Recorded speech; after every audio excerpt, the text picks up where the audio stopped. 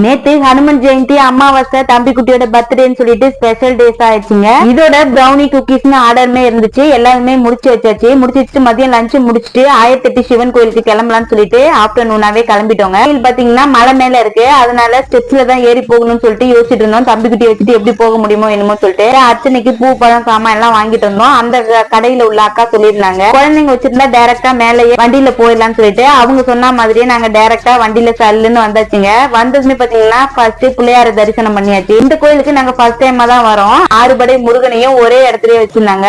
முருகனையுமே கண்குளிர தரிசனம் பண்ணிட்டு ஹனுமன் ஜெயந்திக்கு ஆஞ்சநேயரை பாக்கலன்னா எப்படிங்க, ஆஞ்சநேயத்தையும் போய் பார்த்து ஒரு அர்ச்சனையும் போட்டு அங்க யானையுமே இருந்தது. அங்கேயுமே ஆசீர்வாதம் வாங்கிட்டு சிவனுக்கும் போயிட்டு சிவனையும் தரிசனம் பண்ணிட்டு ஃபுல்லா 1008 சிவனையும் சுத்தி பார்த்துட்டு வந்தாச்சுங்க. இதோட கண்டினியூட்டி வீடியோவா அப்லோட் பண்றேன். மனசுக்கு ரொம்பவே ஹாப்பியா திருப்தியாவே இருந்ததுங்க. சாமியுமே ஒரே இடத்துல பார்த்த திருப்தியுமே கிடைச்சது.